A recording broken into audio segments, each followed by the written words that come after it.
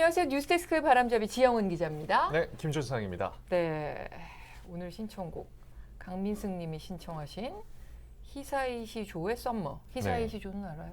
히사이시 조는 사실 잘은 모르지만 네. 이 노래는 알고 있죠. 이 노래는 알죠. 네, 하울의 정말 움직이는 유명한- 성 봤어요? 정말 좋아하는 애니메이션. 센과 치히로의 행방불명. 그건 아직 못 봤습니다. 하울의 움직이는 성, 센과 치히로의 행방불명. 네. 또 아, 뭐가 센과 있지? 치히로 봤다. 그, 네, 그 시리즈. 지브리 스튜디오에서 지브리, 만든 그 모든 아. 애니메이션의 음악을 한 사람이 히사이시 알죠, 알죠. 조입니다. 네. 네. 이름만 몰랐을 뿐. 네, 그게 히사이시 조입니다. 그래서 왜 노래가 안 나오느냐 하는데 이분은 뭐 노래를 이런 음악을 주로 만드시는 분이시기 때문에 네. 네, 오프닝 하자마자 또 AI 지식을 하나 얻어가네요. 네, 제가 음악을 좋아하거든요. 아, 좋아하시네. 네, 그래서 그냥 음악이 나오면 조금 잘난 척을 합니다. 죄송합니다. 자, 오늘 데드크로스님 갈래머리 미남 김준성 아나운서. 감사합니다. 네. 쉼표 머리, 쉼표 2개입니다. 어머 이거 보세요. 마중물님이 이러셨어. 지장군 점점 장군의 이미지를 탈피하고 준상 하나 등장 이후 급 여성스러운 의사창림이라 그러셨는데요. 저 이 옷 4번째 입는 겁니다. 지난번에 제가 검정색 이 옷 수술 입고 나와서 베지터 룩이라고까지 말씀드렸었는데 오늘 귀걸이도 굉장히 기억을 못 화려하시고. 하시는군요. 네, 오늘 귀걸이는 가끔 합니다. 한 달에 한 번 정도. 약속이 있으신가요? 어떻게 알았어요? 저녁에 약속 있습니다. 나의 눈에 띈 기사 알려주세요. 알려드리겠습니다. 네. 쉼표 머리래요. 준상 씨 머리가. 이렇게 된 거. 네. 네. 네. 자, 사진 한 장 먼저 보겠습니다. 아파트 품격을 위해서라도 화물 차량은 뒤쪽에 주차하시면 어떨까요?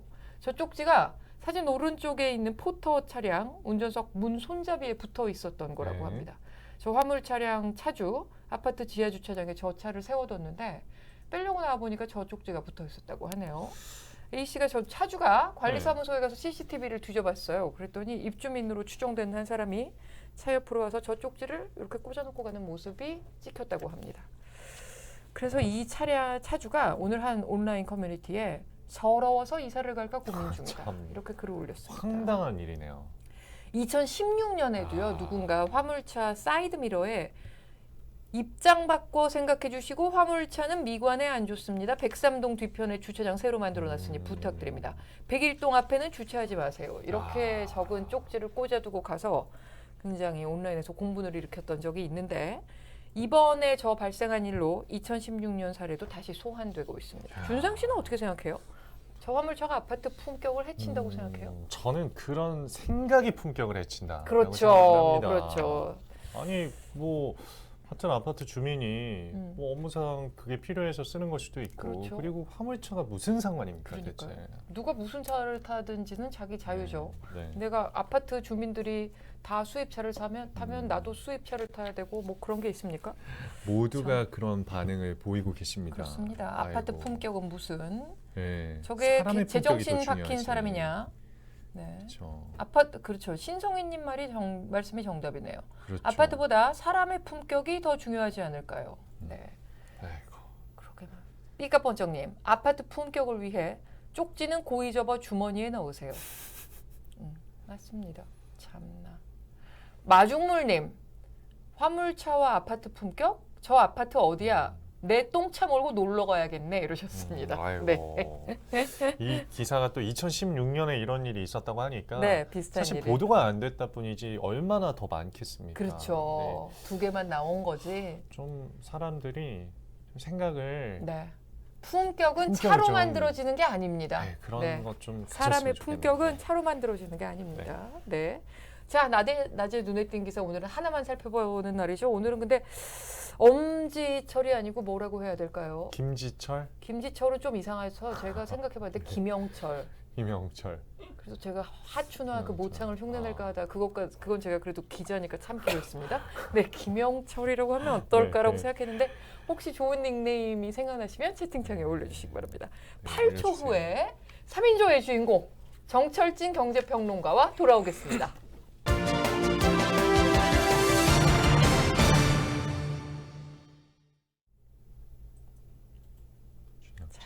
데드크로스님 사랑이 야속하더라요. 화춘화 여기 올려주셨습니다. 김영철 하면 화춘화가 생각나죠. 네. 자, 김영철의 주인공 정철진 평론가 네. 나오셨습니다. 안녕하십니까. 안녕하십니까. 반갑습니다. 네, 반갑습니다. 알아두면 돈 되는 경제금융 소식 야. 정리하는 머니톡 시작하겠습니다. 네. 김준상 씨하고 일단 아, 인사부터 네, 하시고 저는 너무 잘 잘 챙기지 알고 않았습니까? 오며 가며 저희 네. 많이 인사드리다가 아, 이렇게 네. 네. 사실 오늘 방송은- 쪽집게 강의라고 생각하고 좀 뵙고 싶었어요. 아, 그래요? 저 주식 투자 네. 이런 그리고 투자에 오늘 굉장히 의상이 오후 부담스러운 셔츠 맞아. 홍승표님 이러셨는데 휴가를 가고 싶은데 가지 못하는 현실을 맞아. 반영한 울분을 토로하는 셔츠를 입고 여러분들 나오셨습니다. 시원하시라고 네. 휴가 복장으로 일단 네, 왔습니다. 여름 여러 휴가 가지 패션. 행사도 있다가 네. 있어가지고 시장도 답답한데 네. 옷이라도 맞습니다. 시원하게. 우리 이사나님 여름 휴가 패션 같아요. 정평관님 네, 했는데요. 맞습니다. 지금 네. 또 그렇습니다. 네, 자 그럼 지영원 기자가 장영은이었으면 김장철인데 아쉽다고 하셨습니다. 네, 자 휴가 가고픈 울분 셔츠를 입으신 정철진 맞습니다. 평론가님. 네. 지난주부터 우리 계속 달러 약세 부르짖기까지 네. 했습니다. 지난주 우리가 외쳤죠. 외쳤습니다. 네, 달러 자막으로까지도 약세. 쓰고 한 주간 달러 동향은 어땠습니까? 그나마- 부르짖은 좀 그나마- 성공하셨습니까? 우리 머니톡이 좀 외쳐서 네, 한 주 동안에 정말 잘못되려고 했었는데 네. 돌아왔어요. 아 저희 덕분인 예. 거죠. 와 아. 영향력이 그 정도예요. 그럼요. 우리 그럴까요? 와 엄청나다. 정말 제가- 망가질 아, 뻔했는데 네. 되살려낸 거예요. 제가 지장군의 기운으로. 예, 네. 그랬었습니다. 그래서 실질적으로 달러 약세 그렇게 외쳤건만 순간적으로 달러가 초강세가 돼서 네. 달러 인덱스라고 하죠. 네. 108도 넘어서는 와, 막 유로도 장중에 1대1 그러니까 맞아요. 유로가 늘 높잖아요. 맞아요. 근데 장중에는 이게 깨져요. 막 아. 1대 0.99, 98까지 갔다가 그러나 거기가 일단은 고점이었었고 네. 그 다음부터는 우리의 달러 약세 외침이 들어갔고 통했다. 최근 한 3일간은 상당히 일단은 좀 안정세입니다. 오늘도 떨어졌어요. 예, 오늘도 떨어졌고 네. 그러나 아직은 전혀 믿지 못할 위치. 그렇죠. 왜냐면 예, 1,300원 1,300원 위라는 자체가 네. 전혀 부담되는 위치고요. 좀 의미가 있으려면 가장 중요한 라인은 이제 1,250원 라인. 아. 이 밑으로 훅 네, 떨어지거나 떨어져줘야 돼요. 그나마 일단 한 1,300원 안 1,300원이 봐야 깨져야죠. 되는 이제 그런 라인이긴 하지만 자 여러분 또 이번 주에도 외치면 네. 또 달러 모릅니다. 약세, 달러 약세, 달러 약세, 달러 달러 약세 또 약세. 외치면 모릅니다. 네. 같이 외쳐주시죠, 여러분들. 자, 진상 씨. 아, 그리고 또 우리가 주목해서 봐야 될 게 네. 이제 오늘이 상당히 중요한 날이었잖아요. 일본 중앙은행 맞습니다. 그리고 유럽 중앙은행의 통화 정책 회의 네. 어떻게 결정이? 그렇죠.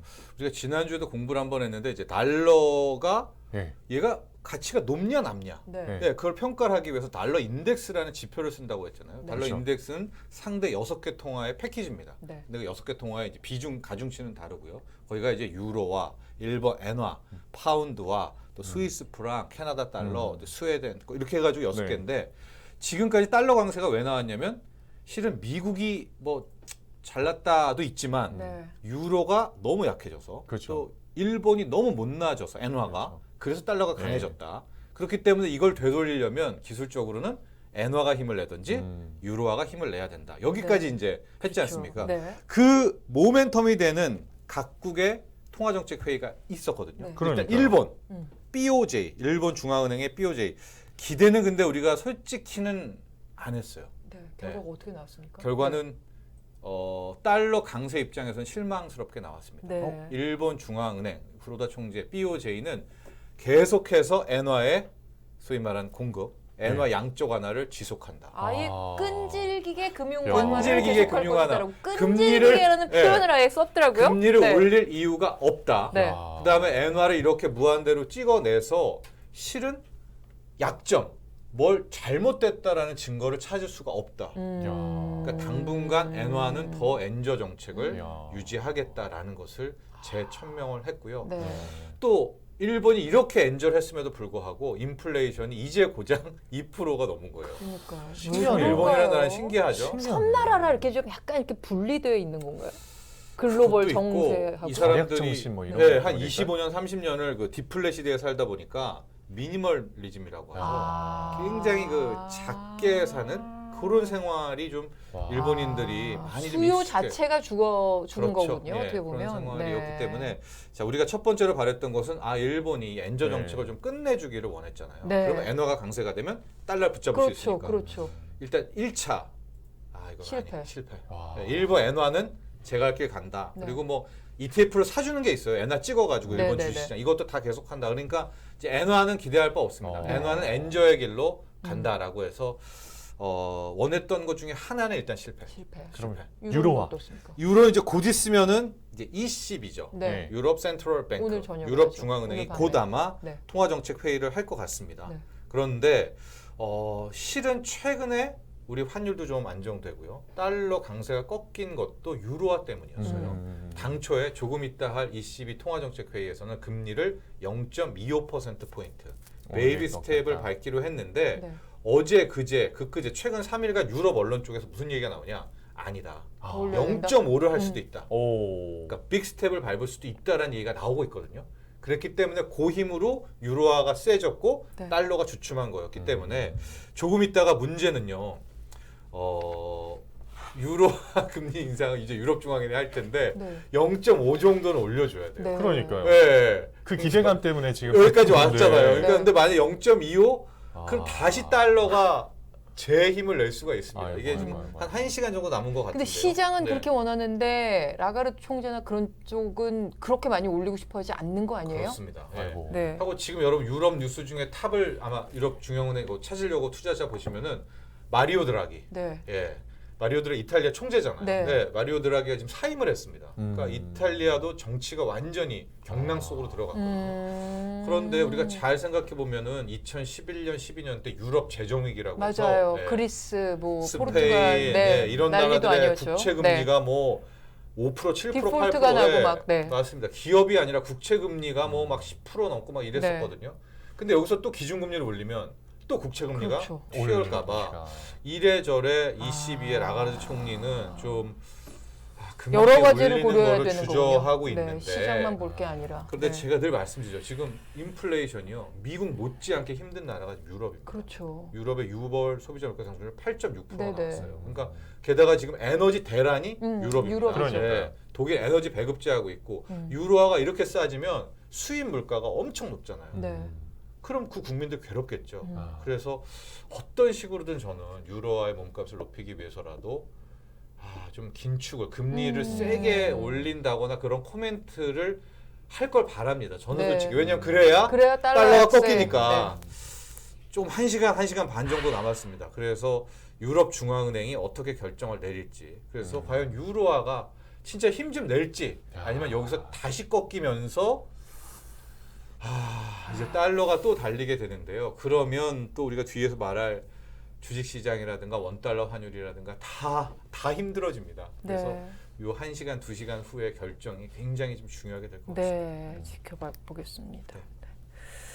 그러면은 이 달러가 만약에 네. 발표가 그렇게 나서 뭐 0.5% 인상이 빅스텝 아니게 되면 네. 그렇게 안 하게 되면 아, 달러 예. 더 오를까요? 더 오르죠. 예, 진짜? 더 오르는데 또 문제는 뭐냐면 막막하네. 빅스텝도 밟았어요. 네. 그리고 막 이제 다 세게 했어. 그리고 이제 으쌰 달러 떨어뜨리러 가자. 막 유로화도 달려가요. 네. 그럼 아마 내일 우리나라 원달러 환율도 떨어지고 막 이렇게 될 텐데 여기서 끝이 아닙니다.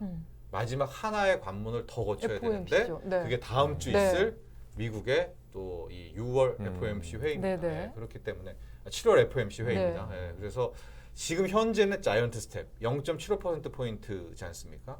요만큼 폭을 한다는 게 환율에도 들어가 있고요. 네. 주가에도 다 있는 거예요. 네. 근데 만에 하나 0.75가 아니라 1%포인트 1%포인트를 또 울트라를 올리면 가면 네. 이제 또 달러가 또 강세가 또 됩니다. 예, 그렇게 되니까 일단 조금 한 2시간 있다가 유럽 중앙은행이 어떻게 하는지 유로화 보시고 네. 그 다음 주에서 FOMC 회의까지 보게 되면 일단은 상반기 왜냐면 8월에는 잭슨 홀 미팅이어서 FOMC 회의가 예, 없거든요. 맞아요. 그러면 이제 달러의 갈 길들은 어느 정도 방향성이 나오지 않나 보고 있는데 부디 바램은 일단은 유럽 중앙은행이 좀 세게 네. 발언을 올려주고. 해주고요. 긴축해주고 다음 주에 미국이 깔끔하게 자이언트 스텝 0.75%포인트 정도 밟게 된다면 실은 달러가 그동안 굉장히 과매수 구간이었거든요. 굉장히 강해졌기 때문에 좀 어느 정도는 달러 강세가 좀 마무리되지 않을까. 우리 원달러 환율도 좀 1,300원 밑으로 뚝 떨어지지 않을까 이렇게 기대를 해봅니다. 근데 우리가 지금 정 선배 다 말씀하신 거는 외래 변수잖아요. 그렇죠. 그래서 우리가 우리 안에서 좀 희망을 찾기 위해서 네. 그 옐런 재무장관 왔을 때 상당히 기대감이 좀 높아졌습니다. 네. 맞아요. 드디어 우리도 뭔가 음. 통화 스와프라든가 네. 환율에 대한 뭔가 미국과의 뭔가를 통해서 음.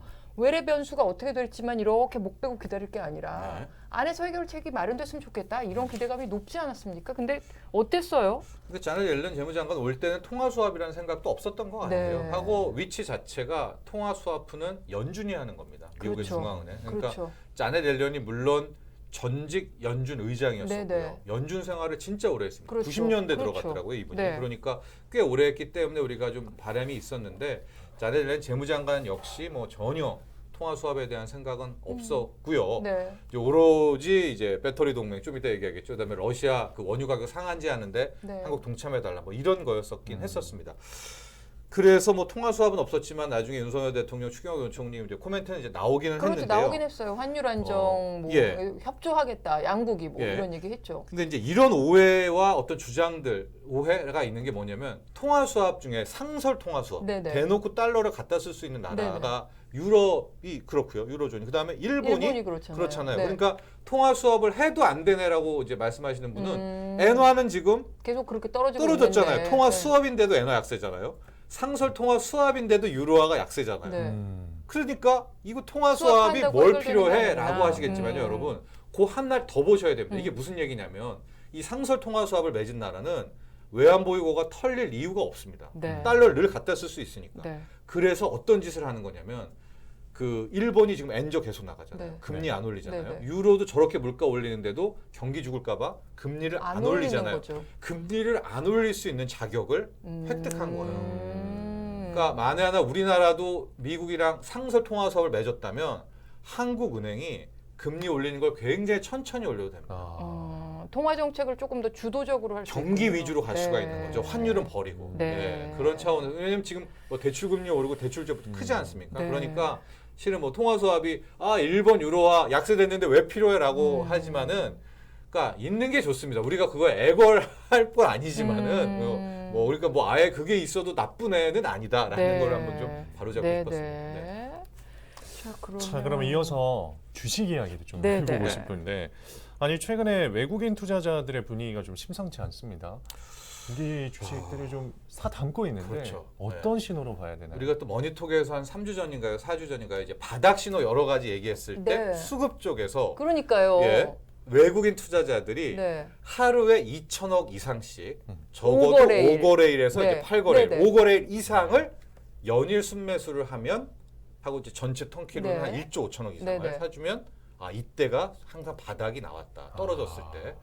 이제 그 얘기를 했잖아요. 네. 그러다가 한 번 정도 하루에 1조를 산 날이 맞아요. 있었어요. 네. 그래서 네. 우리를 헷갈리게 했는데 네. 아니나 다를까 한 5, 6이 있다가 다시 8천억을 되팔면서 속임수를 한번 그러니까요. 부렸죠. 한 번 그런 거죠. 그래서 네. 완전 우리를 기대를 저버렸는데 방금 우리 아나운서 얘기했지만은 최근에 동향이 또 수상해요.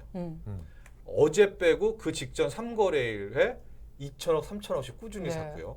어제는 좀 팔았고 오늘은 오늘도 또 샀어요. 4,300억 이상. 네. 그러니까 벌써 지금 4거래일이 순매수고요. 연속은 하루 깨졌지만 네. 산 액수도 1조 5천억이 넘습니다. 네.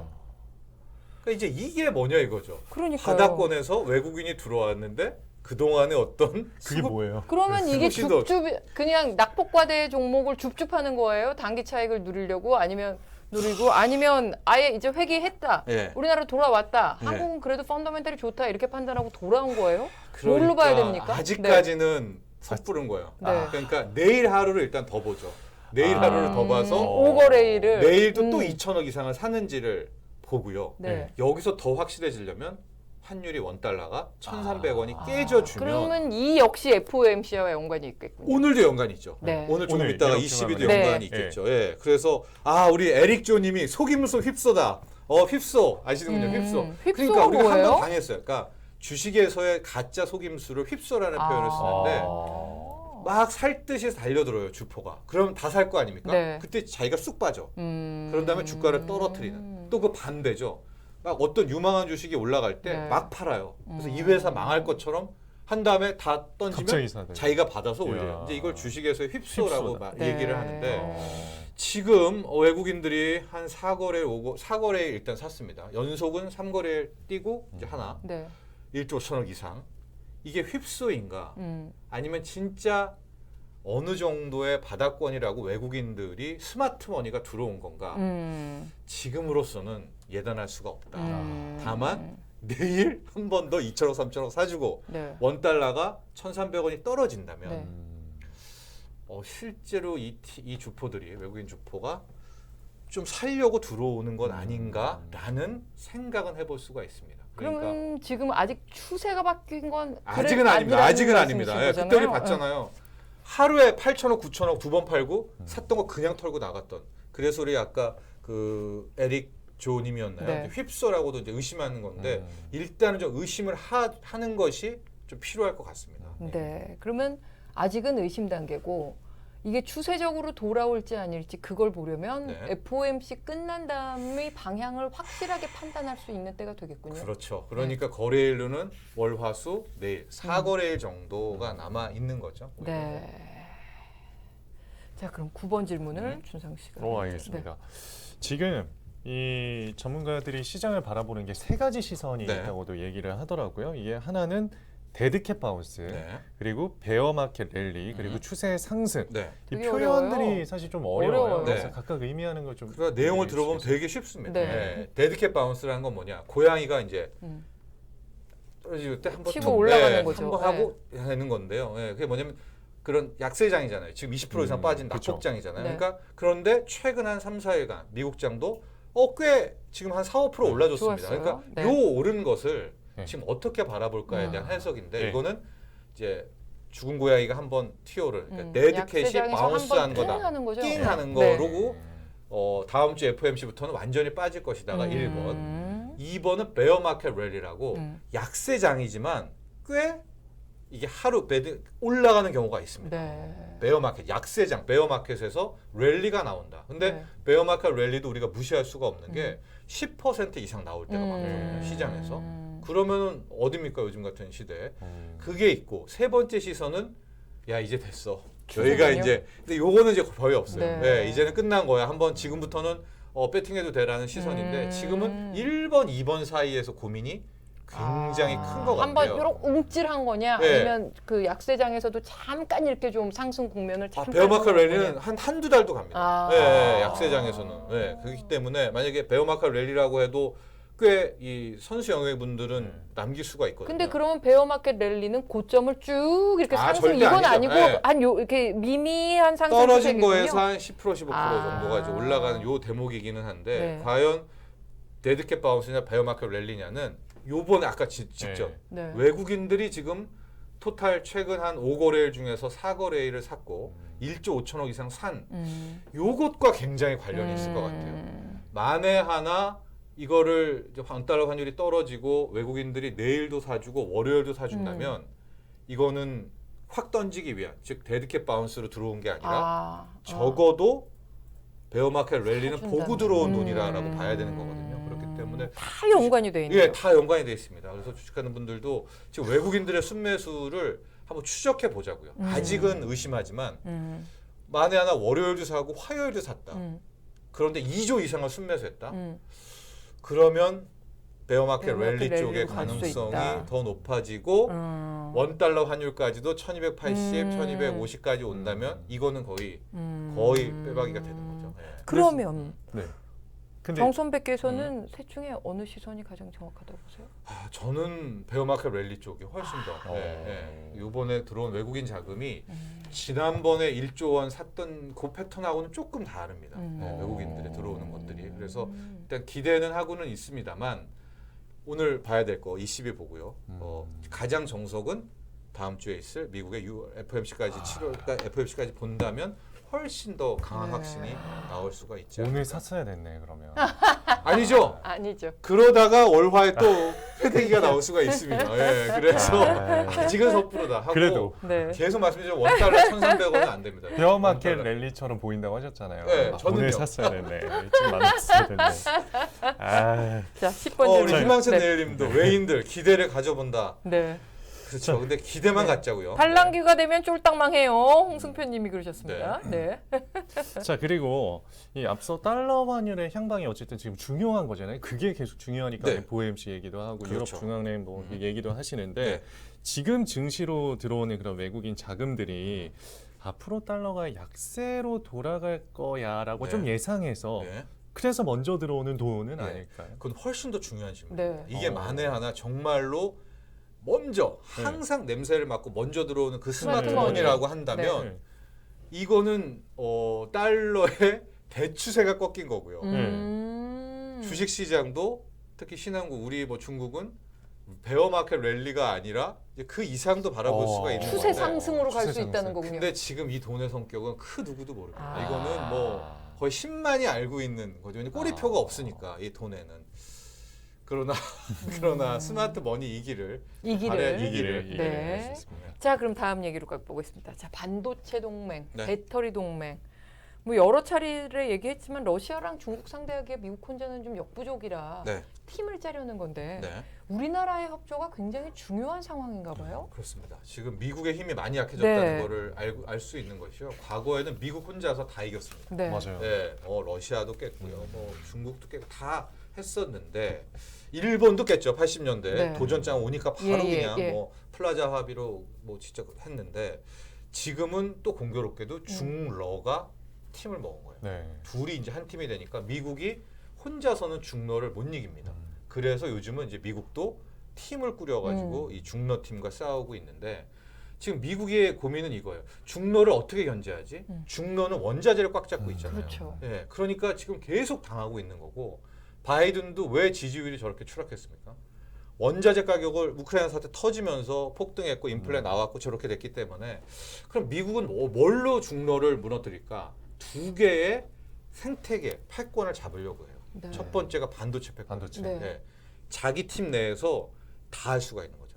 가령 미국에는 설계와 반도체 장비가 있죠. 그렇죠. 우리나라에 메모리 반도체 있죠. 대만에 파운드리, 네. 위탁 생산 TSMC, 있죠. 네. 일본이 소재 부품 강합니다. 그러니까 이 팀이 짜면 반도체는 공급은 꽉 잡고 있는 자급자족 꽉 거죠. 잡고 네. 있죠. 그러니까 여기만 꽉 잡으면 물론 시장은 중국에 있지만 압박할 수 있단 말이에요. 그래서 첫 번째 팀 짜려는 게 반도체 팀. 네. 하고 두 번째 팀이 이번에 자넷 옐런 재무장관이 온 그러니까요. 거랑 LG 관계 화학을 있는 갔잖아요. 배터리 팀. 네. LG 화학을 갔는데 상당히 구애하는 듯한 모습이 많았었습니다. 그러니까 왜 이 배터리 팀은 왜 중요하냐? 이제 새 시대잖아요. 네. 전기차 시대. 전기차도 지금 보려면 전기차도 차 만들어야 되고 뭐 다 필요하지만 제일 중요한 건 배터리죠. 배터리니까 배터리의 강국인 한국. 그래서 잘 보시면 여러분 처음 바이든 대통령 왔을 때는 삼성전자를 갔잖아요. 그렇죠. 반도체 팀 네. 들어와라. 네. 하고 두 번에 LG 화학을 갔잖아요. 제가 그래서 배터리 자막으로 팀. 저렇게 네, 뽑았습니다. 네, 그렇습니다. 네. 그래서 반도체 배터리 동맹에 다 한국은 들어와 달라라고 이제 이야기를 하고 있는 것이고요. 네. 우리도 결국에는 이 팀에 들어가게 되는 구조인 것 같습니다. 네. 사실 우리 입장에서는 이게 중국이 굉장히 큰 시장이잖아요. 네. 특히 반도체 같은 경우 중국에 수출 많이 하는데 맞아요. 괜찮아요. 반도체. 네, 그렇기 때문에 근데 안 들어갈 수도 없습니다. 아, 이거 진짜 어렵다. 그러니까 이게 팀전이기 때문에 어렵다. 팀전이에요. 옛날에는 이제 균형 외교도 하고 뭐 했는데 이게 진짜 우리는 힘들어요. 그러니까 이 와중에서도 뭔가를 쥐어야 되거든요. 이니셔티브를. 기회 비용이군요. 그러니까 선택의 문제군요. 근데 맞습니다. 러시아 원유 가격 상한제까지도 동참하겠다고 동참하겠다고 했잖아요, 했죠. 예, 그러니까 자넷 옐런이 그것도 부탁하니까 추경호부총리가 일단 거기도 동참하겠다고 했고, 그러니까 지금 우리 윤석열 정부의 스탠스는 이제 완전히 미국 팀으로 그렇죠. 일단은 이제 가게 되는 이제 지금 그런 상황에 구조입니다. 우리가 중국 러시아 팀에 들어가는 그 모양새는 좀 이상하잖아요. 이상하다기보다는 그렇죠. 낯설잖아요. 네, 맞습니다. 그러니까 저는 무슨 생각을 많이 하냐면 옛날에 어릴 때 지금은 모르겠습니다. 축구를 할 때 형들 둘이 먼저 이렇게 네. 가위바위보를 해요. 그런 다음에 이제 네. 이쪽 팀이 나는 얘 뽑을래. 네. 근데 제일 잘하는 애를 네. 뽑지 먼저 않습니까? 뽑죠. 그럼 저쪽 네. 팀이 난 얘 뽑고. 그럼 미국이 뽑은 거군요. 그러니까 네. 우리 미국이 가위바위보를 해서 반도체엔 삼성전자 내가 제일 먼저 가질래. 예, 하고 LG화학 제일 먼저 선수로 영입할래. 아마 이렇게 배터리 동맹, 반도체 동맹, 뭐 취포를 이해하시면 될 것 같습니다. 네. 진토닉님 댓글이 딱 눈에 띄는데 아니 미국이 그럼 중국만큼 사주냐고. 그러니까. 하지만 그래도 팀에 들어가야 될 것 같다. 그죠? 그렇습니다. 그러니까 중국이라는 네. 그 수출 시장이 있거든요. 그러니까 거기에 대한 딜레마. 그러니까 이게 결과적 근원적인 문제는 싸우면 안 돼요. 그렇죠. 네, 맞습니다. 이 중거가 이 팀전을 하면은 안 되는데 맞습니다. 지금 문제가 러시아가 어제는 이란을 또 날아갔습니다. 네, 푸틴이. 맞아요. 이란을 중러팀에 그러니까 선수 미국이 영입을 하는데 사우디를 가니까 예. 푸틴은 또 이란을 가더라고요. 근데 문제는 야. 사우디도 지금 미국 팀에 안 들어가려고 그래요. 아이고. 중러팀으로 가려고 그럽니다. 중동은 원래 그렇죠. 예, 네. 이런 지금 아주 격변의 세상에 또 살고 있습니다. 그러니까 물가는 더 오르겠네요. 네. 저는 유가를 못 잡지 그러니까 않을까. 말입니다. 결국 지금 지금. 어느 정도 잡아놨지만 네. 또 가지 않을까. 내년까지 얘기도 나오고 있는데 음. 다음 주에는 또 그 원자재. 오늘은 달러 약세 또 한번 외칠까요? 네, 달러 약세. 또 자, 외쳐야 됩니다. 네, 달러 달러 약세. 약세. 네. 다음 주에는 물가도 좀 우리가 같이 외쳐보도록 하겠습니다. 네. 동접이 오늘은 5천 명 정도로 약간 저조하십니다. 정선배 조금 더 많이 분발해 주시기 휴가도 바랍니다. 가셨고요. 휴가도 가셨고 달러 약세가 이루어지면 또 들어오실 겁니다. 네, 달러 약세 이루어지고 시장이 좋아지면 동접 1만 갈 네. 겁니다. 믿고 있습니다. 자, 감사합니다. 네, 감사합니다. 감사합니다. 8초 후에 오겠습니다.